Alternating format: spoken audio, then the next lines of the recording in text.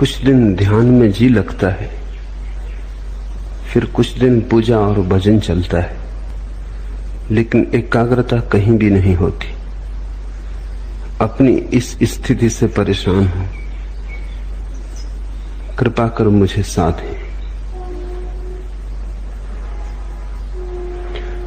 मन का स्वभाव ऐसा, न यहां लगता न वहां लगता। मन का स्वभाव है द्वंद्व। जो करोगे वहीं से उछटा हुआ लगेगा, जहां हो वहां से भागा हुआ रहेगा, जहां नहीं हो वहां का रस जन्मेगा। जो मिला व्यर्थ हो जाता, जो नहीं मिला वे दूर के ढोल बड़े सुहावने लगते। मन के स्वभाव को समझो। न तो ध्यान काम आता न भजन काम आता, मन के स्वभाव को समझना काम आता। मन की ये प्रक्रिया है। पद मिल जाए तो असंतुष्ट, पद न मिले तो असंतुष्ट, पद न मिले तो पीड़ा, पद मिल जाए तो व्यर्थता का बोध। गरीब रोता अमीर नहीं, अमीर रोता कि अमीर हो गया, अब क्या करूं। जो भी तुम्हारे पास है वो पास होने के कारण ही दो कौड़ी का हो जाता है, और जो तुमसे बहुत दूर है, दूर होने के कारण ही उसका बुलावा मालूम होता है। मन के इस आधारभूत जाल को समझो, इसे पहचानो। ये ध्यान और भजन का ही सवाल नहीं है। भोजन करो तो मन में उपवास का रस उमगता है कि पता नहीं उपवास करने वाले न मालूम किस गहन शांति और आनंद को उपलब्ध हो रहे हो। उपवास करो तो भोजन की याद आती है। जीवन के प्रत्येक पल तुम ऐसा ही पाओगे। बाग में लगता नहीं, सहरा से घबराता है जी। अब कहां ले जाके बैठे ऐसे दीवाने को हम। बगीचे में बिठाओ तो लगता नहीं, मरुस्थल में ले जाओ तो घबराता है। बाग में लगता नहीं, सहरा से घबराता है जी। अब कहां ले जाके बैठे ऐसे दीवाने को हम। मन एक तरह का पागलपन है, एक तरह की विक्षिप्तता है। मन से मुक्त होना ही मुक्ति है, मन के पार होना ही स्वस्थ होना है। तो पहली तो बात, मन के इस स्वभाव को समझने की कोशिश करो। अक्सर लोग समझने की कम कोशिश करते हैं, छुटकारा पाने की ज्यादा कोशिश करते हैं, और छुटकारा बिना समझे कभी नहीं। तो तुम्हारी आकांक्षा यह होती कैसे झंझट मिटे, लेकिन बिना समझे झंझट मिटी ही नहीं। ना समझी में झंझट है, तो तुम चाहते हो कैसे इस मन से छुटकारा हो, लेकिन पहले इसे पहचानो तो, इससे दोस्ती तो साधो, इससे परिचय तो बनाओ, इसके कोने कांतर तो खोजो, दिया तो जलाओ कि इसके सारे स्वभाव को तुम ठीक से देख लो। उस देखने में, उस दर्शन में, उस साक्षी भाव में ही तुम पाओगे विजय की यात्रा पूरी होने लगी। जिस दिन कोई मन को पूरा समझ लेता, उसी दिन मन विसर्जित हो जाता। जैसे सूरज के उगने पर ओस कण तिरोहित हो जाते, ऐसे ही बोध के जगने पर मन तिरोहित हो जाता। जिससे दिए के जलने पर अंधेरा नहीं पाया जाता, ऐसे समझ के, प्रज्ञा के दिए के जलने पर मन नहीं पाया जाता। तो मन से लड़ो मत। पहली बात, लड़ने का अर्थ ही ना समझिए। लड़के कभी कोई जीता? तुमने यही सुना है कि जो लड़े वो जीते। मैं तुमसे कहता हूं, लड़के कोई कभी जीता? समझ के जीत होती। लड़ने वाले तो ना समझे। लड़ोगे किससे? छायाओं से लड़ रहे हो। जैसे कोई अपनी छाया से लड़ने लगे, खींच ले तलवार, करने का लगे हमला, परिणाम क्या होगा? छाया कटेगी। परिणाम यही होगा, खुद ही थकेगा। और डर है कि छाया से लड़ने में कहीं अपने हाथ पैर न काट ले, क्रोध में, उबाल में पागल न हो उठे, कहीं ऐसी घड़ी ना आ जाए कि विक्षिता में अपने को ही काट ले। अक्सर मन के साथ लड़ने वाले ऐसी ही स्थिति में पड़ जाते। मन तुम्हारा है, तुम्हारी छाया है नहीं, बस छाया जैसा है। रोशनी बढ़ाओ, थोड़े जाग के मन को समझो। जब ध्यान करो मन कहे भजन में, तो जरा जाग के देखो, एक तरफ खड़े होकर देखो कि मन क्या कह रहा है। जब भजन करो और मन कहे ध्यान लगाओ, तब जाग के देखो कि मन क्या कह रहा है। इसकी चालबाजियां पहचानो, इसकी कूटनीति पहचानो। मन बड़ा राजनीतिज्ञ है, ये तुम्हें भटकाए रहता है, ये तुम्हें चलाए रहता है। और तुमने ध्यान करके भी देख लिया, वहां भी नहीं लगा, और तुमने भजन करके भी देख लिया, वहां भी नहीं लगा। तो अब ये तो समझो कि मन कहीं लगेगा ही नहीं। मन का लगना धर्म नहीं, ना लगना मन की आदत है। कहीं लगता नहीं, जो नहीं लगता वही मन है। तो अब जब मन तुमसे कहे कि ध्यान करो, क्या भजन में पड़े हो, तो जाग के देखना कि ये फिर वही मन जो कहीं नहीं लगता, भजन में भी नहीं लगा था। तब इसने कहा था ध्यान करो, अब कहता है भजन करो। पहले कहा संसार में उलझे रहो, फिर कहा संन्यास ले लो। अब संन्यास में भी नहीं लगता, कहता है संसार में लौट चलो। इस मन को जरा देखना। कुछ करने की बात नहीं है, सिर्फ शांत भाव से देखना।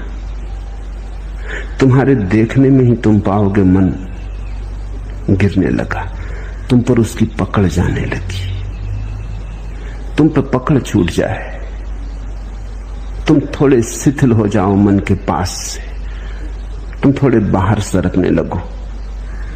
न तो ध्यान से घटती है बात, न भजन से घटती है, समझ से। इसलिए समस्त धर्मों का सार है जागरूकता। प्रश्नकर्ता पूछता है, एकाग्रता नहीं बनती। एकाग्रता की खोज ही गलत है, जागरूकता खोजो। एकाग्रता की खोज तो फिर मन के ही सिक्कों में फंसे।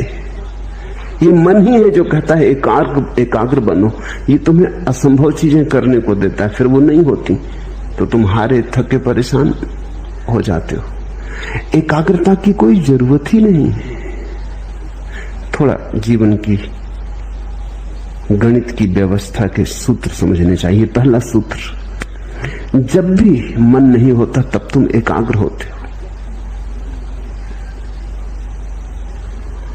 कभी अपने काम में पूरे संलग्न, चाहे बुहारी लगा रहे हो घर में, लेकिन पूरे संलग्न, अचानक तुम पाते हो मन नहीं। संगीत सुनते संलग्न, मन नहीं है। चित्र बनाते, किसी भी घड़ी जब तुम पाते हो कि मन नहीं है, तुम ही हो, तो एकाग्रता अपने आप घटती है। एकाग्रता घटाई नहीं जा सकती। एकाग्रता मन की तन्मयता का परिणाम है। जब मन डूबा होता है तब तुम एकाग्र होते हो, जब मन उभर आता है तब तुम अनेकाग्र हो जाते हो। मन तुम्हें अनेक में बांट देता है, खंड खंड कर देता है। अब तुम चेष्टा कर रहे हो एकाग्र होने की। एकाग्र होने की चेष्टा और झंझट लाएगी, क्योंकि करोगे किससे चेष्टा तुम एकाग्र होने की? मन से ही करोगे। सब चेष्टा मात्र मन से होती। अब तुम एक ऐसे काम में लगे हो जैसे कोई आदमी अपने जूते के बंद खींच खींच के खुद को उठाने की कोशिश करे। खुद को कैसे उठाओगे जूते के बंद खींच के? थोड़े बहुत उछल कूद लो, फिर बार बार जमीन पर पड़ जाओगे। ये असंभव चेष्टा है। मन कभी एकाग्र नहीं होता। जब एकाग्रता होती तो मन नहीं होता। तो तुम मन के द्वारा एकाग्र होने की चेष्टा ही छोड़ो। तुम तो छोटे छोटे कामों में रस लो। रस का परिणाम है एकाग्रता। बुहारी लगाओ तो ऐसे लगाओ जैसे भगवान के मंदिर में लगा रहे हो, चाहे घर तुम्हारा ही हो। है तो भगवान का ही मंदिर। भोजन करो तो ऐसे ही करो जैसे भगवान को ही भोग लगा रहे हो। भोजन तो तुम ही कर रहे हो, लेकिन अंततः तो भगवान को ही लग रहा है भोज। वही तो तुम्हारे भीतर आके भूख बना, उसी ने तो तुम्हारी भूख जगाई। वही तो तुम्हारे भीतर भूखा है, उसके लिए तो तुम भोजन दे रहे हो। रस जगाओ, एकाग्रता की बात मत उठाओ। रस का सहज परिणाम एकाग्रता है। जो करते हो उसे रसपूर्ण ढंग से करो, उसमें डुबकी लो। छोटे और बड़े काम नहीं है दुनिया में। जिस काम में तुम डुबकी ले लो वही बड़ा हो जाता है। बुहारी लगाने में डूब जाओ वही बड़ा हो जाता है। कबीर कहते हैं, खाऊं पियूं सो सेवा, उठूं बैठूं सो परिक्रमा। मेरा उठना ही बैठना उस परमात्मा की परिक्रमा है, और जो मैं खाता पीता हूं यही उसकी सेवा है। रस, मेरे देखे अधिक लोगों के जीवन का कष्ट यही है कि वो जीवन में कहीं भी रस नहीं ले रहे हैं। जो भी कर रहे हैं बेमन से कर रहे हैं क्योंकि करना है, खींच रहे हैं। जैसे बैलगाड़ी में जुते बैल, ऐसा जीवन को खींच रहे हैं, नाचते हुए, उमंग से भरे हुए नहीं। अगर तुम कोई ऐसे काम में लगे हो जिसमें तुम रस ले ही नहीं सकते तो बदलो वो काम। कोई काम जीवन से ज्यादा मूल्यवान नहीं। अक्सर ऐसा हुआ है, हो रहा है कि लोग ऐसे काम में उलझे हैं जो उनमें रस नहीं जगाता। किसी को कवि होना था, वो जूते बेच रहा है, बाटा की दुकान पर बैठा है,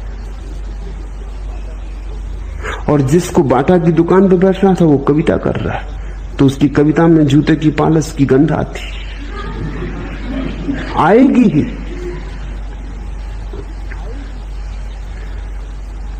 लोग वहां हैं जहां उन्हें नहीं होना था, और ये विकृति के कारण है क्योंकि तुमने कभी अपने सहज भाव को तो खोजा नहीं। किसी के पिता ने कहा कि दुकान करो, इसमें ज्यादा लाभ है। किसी के पिता ने कहा डॉक्टर बन जाओ। किसी की मां को ख्याल था बेटा इंजीनियर बने। परिवार को धुन थी कि बेटा नेता बने। तो सब धक्का दे रहे हैं एक दूसरे को कि ये बन जाओ, वो बन जाओ। कोई ये नहीं पूछता कि ये बेटा क्या बनने को पैदा हुआ है। इससे भी तो पूछो, थोड़े इसके हृदय को भी तो टटोलो। तो फिर लोग गलत जगहों पर पहुंच जाते। एक बहुत बड़ा सर्जन जिसकी सारे जगत में ख्याति थी, जब 60 वर्ष का हुआ और उसकी 60वीं वर्षगांठ मनाई गई तो सारे दुनिया से उसके मित्र इकट्ठे हुए, उसके मरीज इकट्ठे हुए, और उन्होंने उसका बड़ा स्वागत किया। लेकिन वो बड़ा उदास था। उसके स्वागत में नृत्य का आयोजन किया गया था। तो जब लोग नृत्य करने लगे और वो सर्जन देखता रहा तो उसकी आंख से आंसू टपकने लगे। तो उसके पास बैठे उसके मित्र ने पूछा, क्या मामला है? हम सब तुम्हारी वर्षगांठ पे इकट्ठे हुए प्रसन्नता से। ये नृत्य तुम्हारे स्वागत में होता, तुम रोते क्यों हो? तुम्हारी आंख में आंसू क्यों है? तुम किस पीड़ा से भीग गए हो? उसने आंसू पोंछ लिए। उसने कहा कि नहीं, वो कोई बात नहीं। पर मित्र ने जिद की, कहा कि क्या तुम्हें कोई जीवन में विफलता मिली? तुम जैसा सफल आदमी नहीं। तुमने जो ऑपरेशन किया सफल हुआ। तुम्हारे जैसा कुशल सर्जन दुनिया में नहीं, फिर क्या? लेकिन उसने कहा, मैं कभी सर्जन होना ही नहीं चाहता था। मेरा दिल तो एक नर्तक होने का था। आज नाच को देख के मैं रो उठा। मैं छोटा मोटा नर्तक होता, कोई मुझे न जानता तो भी मेरी तृप्ति होती। आज मैं दुनिया का सबसे बड़ा सर्जन, लेकिन मेरी कोई तृप्ति नहीं। मेरी नियत ही मुझे न मिली। तो आज भी जब मैं किसी को नाचते देखता हूं तो बस मुझे याद हो आती। तुम अपनी जिंदगी को गौर से देखो। पहली तो बात, जो कर रहे हो उसमें रस लेने की कोशिश करो। हो सकता है तुमने रस का अभ्यास नहीं किया। तुम्हें किसी ने सिखाया ही नहीं कि रस का अभ्यास कैसे करना। रस के अभ्यास का पहला सिद्धांत है कि जो भी कर रहे हो इसका परिणाम मूल्यवान नहीं है। तुम्हें यही सिखाया गया कि परिणाम मूल्यवान है। तुम करते हो, उससे 10 रुपए मिलेंगे कि 1000 रुपए कि लाख रुपए मिलेंगे। लाख रुपए में मूल्य है, परिणाम में मूल्य है। रस का सिद्धांत है, जो तुम कर रहे हो वो अपने आप में मूल्य है, अंतर्निहित है मूल्य। 1000 मिलेंगे 10,000 मिलेंगे वो बात गौण है। करने में जो डुबकी लगेगी वही बात महत्वपूर्ण है। अगर डूब गए तो मिल गए करोड़ों, अगर न डूबे और करोड़ों भी मिले तो कुछ भी न मिला। वो समय व्यर्थ गया जो बिना डूबे गया। वो दिन व्यर्थ ही बीते जो बिना डूबे बीते। जब रस धारणा बही तो तुम जिए न जिए बराबर। रस विमुग्धता में ही जीवन है। तो पहली तो बात, जो कर रहे हो, तुमसे नहीं कहता कि जल्दी बदलने में लग जाना, क्योंकि हो सकता है तुम अपना काम भी बदल लो और रस ना आए, क्योंकि रस आने की तुम्हारी आदत ही ना रही हो, तुमने रस बनाने की बात ही ना बनाई हो। तो पहले तो जो कर रहे हो उसमें रस लेने की कोशिश करना। 100 में 50 मौके तो ऐसे हैं कि तुम उसी में रस ले पाओगे। रस लेते ही एकाग्रता हो जाएगी। देखा, स्कूल में छोटे बच्चे पढ़ते, बाहर चिड़िया गुनगुनाने लगी गीत, बच्चा एकटक होकर सुनने लगता है। शिक्षक डंडा पीटता है टेबल पर कि यहां ध्यान दो, एकाग्रता करो। एकाग्रता बच्चा कर ही रहा है, मगर शिक्षक में नहीं कर रहा। ये बात सच है। ये ब्लैक बोर्ड पर नहीं कर रहा, ब्लैक बोर्ड पर लिखे अक्षरों पर नहीं कर रहा। लड़का तो एकाग्रता कर ही रहा है। एकाग्रता तो हो ही रही। वो जो चिड़िया गीत गा रही वो उसे सुन रहा है। शिक्षक कहता एकाग्रता करो, मन को ऐसा विचलित मत करो। बात बिल्कुल गलत कह रहा है शिक्षक। शिक्षक उसके मन को विचलित करने की कोशिश कर रहा है। वो एकाग्र है। अगर कोई बाधा न दे तो ये सारा संसार थोड़ी देर के लिए मिट जाएगा। वो चिड़िया की गुनगुनाहट होगी, उसका गीत होगा, इस बच्चे की भावदशा होगी, और ये एक बात सीख लेगा रस की। रस चूंकि उसे चिड़िया के गीत में आ रहा है इसलिए एकाग्र हो गया है। उसी कक्षा में ऐसे बच्चे भी होंगे जिन्हें रस गणित के सवाल में आ रहा है, वो वहां एकाग्र हो गए। हमें लोगों को एकाग्रता नहीं सिखानी चाहिए, उनका रस देखकर उन्हें दिशा देनी चाहिए।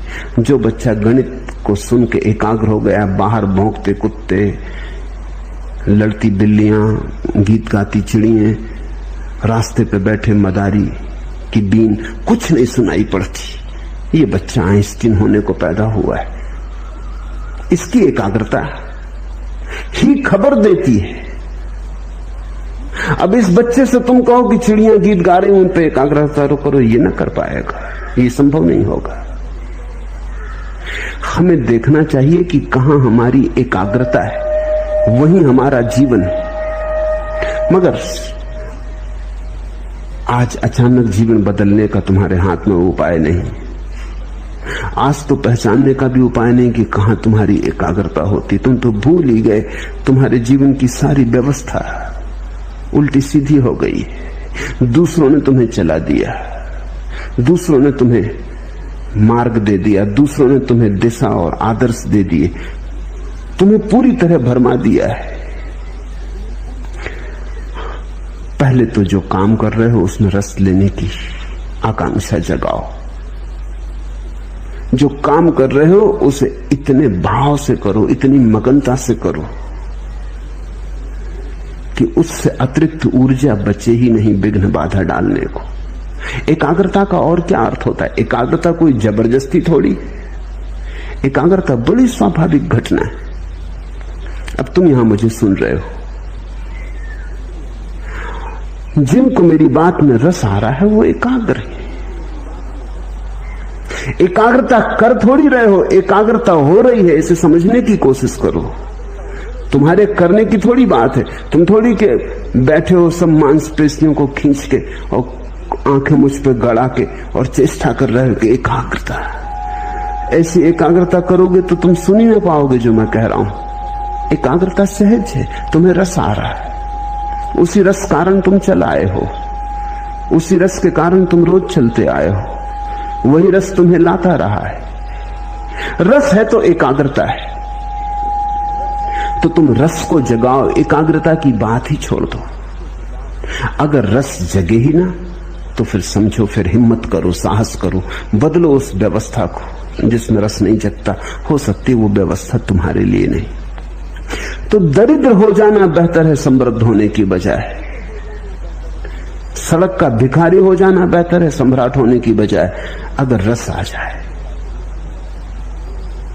क्योंकि रस ही सम्राट बनाता है। तो कभी कभी तुम किसी भिखारी के चेहरे पर ऐसी आभा देखोगे जो सम्राटों के चेहरों पर नहीं दिखती। रस विमुग्ध है, वो अपने काम में लीन है। रथचाइल्ड ने अपनी आत्मकथा में लिखा है कि एक भिखारी आया, 5 बजे सुबह उसका दरवाजा खटखटाने लगा। वो बड़ा नाखुश हुआ। 5 बजे सुबह नींद से भरे उसको उठाया। वो बड़ा झल्लाता हुआ बाहर आया। ऐसे वो देना पसंद करता था, दान उसका रस था। लेकिन ये कोई वक्त है? तो उसने भिखारी को कहा, सुनो जी, ये कोई समय है? भिखारी ने कहा कि आप भी सुनो, आप बैंकिंग का धंधा करते हो, मैं कोई सलाह तो देता नहीं, ये हमारा धंधा है, इसमें हम सलाह किसी की मानते नहीं। रथचाइल्ड ने प्रकाश जलाया कि इस आदमी को देखना चाहिए जो दुनिया के बड़े से बड़े करोड़पति को कह सकता है कि सुनो, तुम बैंकिंग का धंधा करते हो, हम तुम्हें कभी सलाह देते नहीं, हमारी सलाह का कोई मतलब भी नहीं, क्योंकि हमें कोई अनुभव भी नहीं, तुम हमें सलाह मत दो, हम जन्मजात भिखारी। उस आदमी के चेहरे को देखा, वो बड़ा प्रसन्न आदमी था। रथचाइल्ड ने लिखा, मैं मंत्र मुक्त हो गया। ये हिम्मत भिखारी की नहीं, सम्राट की होती। रथचाइल्ड को ऐसा कहना जिसके पास भीख मांगने आए कि चुप, सलाह मत देना, मेरे धंधे को मैं भली भांति जानता हूं।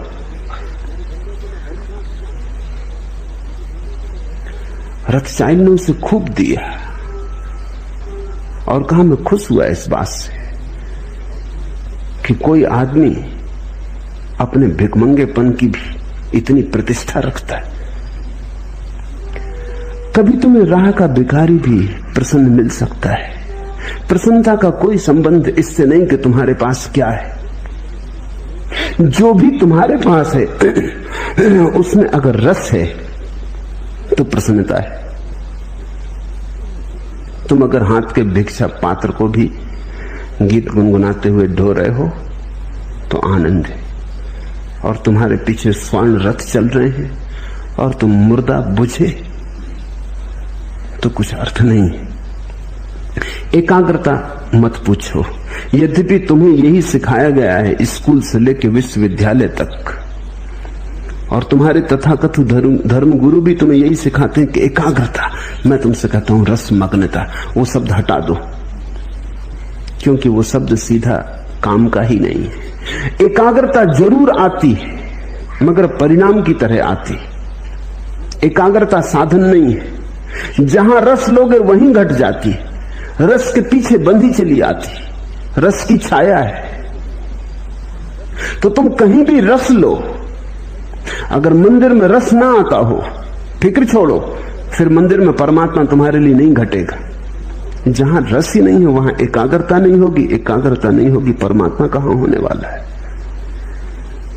अगर तुम्हें बांसुरी के गीत में रस आता है तो वहीं तुम्हारा परमात्मा तुम्हें मिलेगा। अगर नर्तक की पायलों में तुम्हें रस आता है तो तुम्हारा परमात्मा वहीं नाचेगा। तुम्हारे परमात्मा की खोज तुम्हारे रस से ही तय होगी। रसो वैसा, उस परमात्मा का स्वभाव रस है। किसी शास्त्र ने नहीं कहा कि परमात्मा का स्वभाव एकाग्रता है। सच्चिदानंद वो रस की बात है। तुम्हें जहां आ जाए रस, जहां आ जाए आनंद, जहां उमंग उठे, जहां तुम खिल उठो, फिर वो कुछ भी हो, चाहे खेल हो, तो प्रार्थना बन गई। और ऐसे तुम बैठे बैठे प्रार्थना करते रहो, भजन करते रहो, ध्यान करते रहो, और रस उमगे नहीं, मेघ मलार बजे नहीं, हृदय गुनगुनाए नहीं। ऐसे तुम करते चले जाओ जबरदस्ती, यंत्रवत करनी चाहिए, कर्तव्य बस। लोग कहते हैं इससे रस मिलेगा इसलिए कर रहे हैं, नहीं, जहां रस मिलता है वहीं परमात्मा आता है। इसलिए मैं तुमसे कहता हूं कि मेरे पास तुम्हें देने के लिए कोई अनुशासन नहीं है, क्योंकि अनुशासन कोई भी होगा पराया होगा, दूसरे का होगा। तुम्हें अपना अनुशासन खोजना पड़ेगा। प्रत्येक व्यक्ति को अपना मार्ग खोजना पड़ेगा। मैं इशारे देता हूं, उन इशारों से तुम अपना मार्ग समझने की कोशिश करो। कबीर ज्ञान को भी उपलब्ध हो गए तो भी कपड़ा बुनते रहे। जुलाहापन उन्होंने छोड़ा नहीं। किसी ने पूछा कि अब तो आप बंद करें, कभी सुना नहीं कि कोई बुद्ध पुरुष और कपड़े बुनता रहा और जुलाहा बना रहा और बाजार में कपड़े बेचने जाता रहा, आप तो छोड़ो। लेकिन कहते हैं कबीर ने कहा इसी कपड़े के बुनने ने तो मुझे परमात्मा से मिला है, इससे कैसे छोड़ दूं? ये मेरी प्रार्थना, ये मेरी पूजा, ये मेरी अर्चना। झीनी झीनी बीनेरी चदरिया, वो जुलाहे का गीत है, कोई और दूसरा तो गा भी नहीं सकता। बुद्ध कैसे गाएंगे? बुद्ध ने कभी चदरिया बीनी नहीं, उन्हें कुछ पता भी नहीं। महावीर कैसे गाएंगे? चदरिया थी वो भी छोड़ दी। उनसे तो पूछो कैसी छोड़ी रे चदरिया, तो बता सकते। लेकिन कबीर ने बुन बुन के पाया। वो ताने बाने चादर के बुनते बुनते उनका ध्यान फला, वहीं रस विमुक्त हुए। पर कैसे पाया उन्होंने? क्योंकि हमें बुद्ध की बात समझ में आ जाती है कि दूर बोधि वृक्ष के नीचे ध्यान में बैठे हुए, कि महावीर वनों में पर्वतों में एकांत में 12 वर्ष मौन में खड़े हुए। कबीर कपड़ा बुन बुन के पा लिए, रस से बुना होगा। कबीर कहते थे राम के लिए बुन रहा हूं। सभी ग्राहकों में राम देखते थे। जब अपना कपड़ा बुन के वो काशी के बाजार में बेचने जाते, कोई मिल जाता रास्ते में, कहां जा रहे हो, तो वो कहते राम आए होंगे, उनको जरूरत है, कपड़ा बुन के लाया हूं, बड़ा बढ़िया बुना है, राम को देने जा रहा हूं। जब कोई ग्राहक उनसे कपड़ा खरीदता तो वो कहते संभाल के रखना राम, बड़ी मेहनत से बुना है, बड़े रस से बुना है। कपड़ा ही नहीं है, पीढ़ी दर पीढ़ी चले ऐसी मजबूती से बुना है। अपने प्राण उंडेले। तो जिसको ग्राहक में राम दिखाई पड़े, अब उसे किसी बोधि वृक्ष के नीचे जाने की जरूरत न रही। सभी लोग बोधि वृक्ष के नीचे जा भी नहीं सकते, और अच्छा है कि जाते नहीं तो बड़ी झंझट खड़ी हो जाए। एकाध बुद्ध बोधि वृक्ष के नीचे बैठता है, चलता है, एकाध महावीर मौन खड़ा हो जाता है, चलता है। लेकिन सभी ऐसे खड़े हो जाएं तो जीवन बड़ा विरस हो जाएगा। अधिक को तो कबीर जैसा होना पड़ेगा, अधिक को तो गोरे जैसा होना पड़ेगा। गोरा कुम्हार बस घड़े बनाता रहा, और घड़े बनाते बनाते खुद को भी बना लिया। और रैदास जूते सीते सीते, जूते बनाते बनाते पहुंच गए। तो तुम जो कर रहे हो उसमें रस डालो, उंडेलो रस। वही तुम्हारा भजन, वही तुम्हारा ध्यान। अगर तुम्हारी सारी चेष्टाएं असफल हो जाएं तो फिर साहस करो, तो फिर तुम गलत जगह हो। तुम कुछ ऐसी जगह बहने की कोशिश कर रहे हो जो चढ़ाव पर है। तो नदी चढ़ाव पर तो नहीं बहती, ढाल पर ही बह सकती है। रस धार भी ढाल पर ही उतर के बह के मिलता है। तो फिर बदलो, इसलिए साहस की जरूरत है। पहले सारी चेष्टा कर लो, और फिर तुम्हें लगे कि नहीं, इस ढंग से मेरे लिए परमात्मा से मिलन नहीं हो सकेगा, तो बदलो। उस बदलाहट को मैं संन्यास कहता हूं। बदलने की हिम्मत रखो। एक आदमी 40 साल तक लंदन के बाजार में दलाल का काम करता रहा। बड़ा सफल आदमी था, खूब कमाई थी, सब तरह का सुख था। किसी ने कभी सोचा भी न था एक रात वो घर से नदारद हो गए।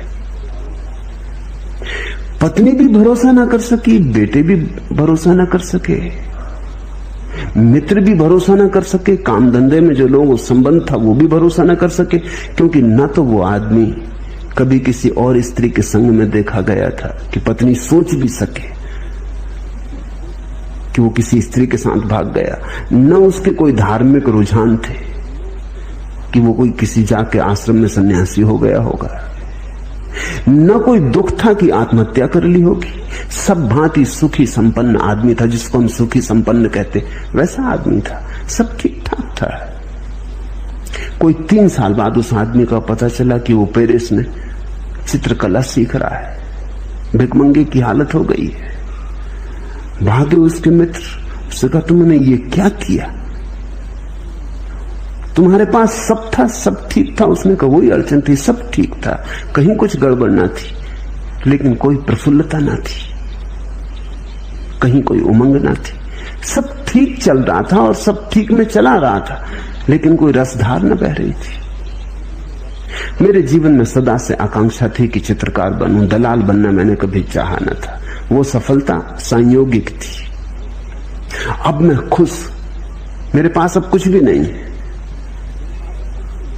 चित्र बनाता हूं, बिक जाते हैं तो भोजन के लायक, कपड़े के लायक इंतजाम कर पाता हूं। अपने पास रहने का छप्पर भी नहीं, एक मित्र के कमरे में बना हूं, रह रहा हूं, लेकिन वापस मुझे जाना नहीं। मैं प्रसन्न हूं। और जो मित्र गए थे उन्होंने देखा कि वो आदमी एक अद्भुत ऊर्जा से, एक अद्भुत आभा से भरा था। सूख गया था शरीर उसका, लेकिन एक रोशनी थी। उसने कहा मैं किसी से नाराज नहीं। मेरी पत्नी को कहना मैं किसी से नाराज नहीं, सब ठीक था। मैं बिल्कुल जैसा जिसको हम सुखी संपन्न कहते हैं वैसा आदमी था। मेरे बच्चे ठीक हैं, मेरे बेटे ठीक हैं, मेरी पत्नी ठीक है, सब ठीक था। लेकिन सब ठीक से कहीं कुछ होता, ठीक से कुछ ज्यादा चाहिए। ठीक से क्या होगा, ऐसे तो ठीक ठीक ठीक और मर जाएंगे।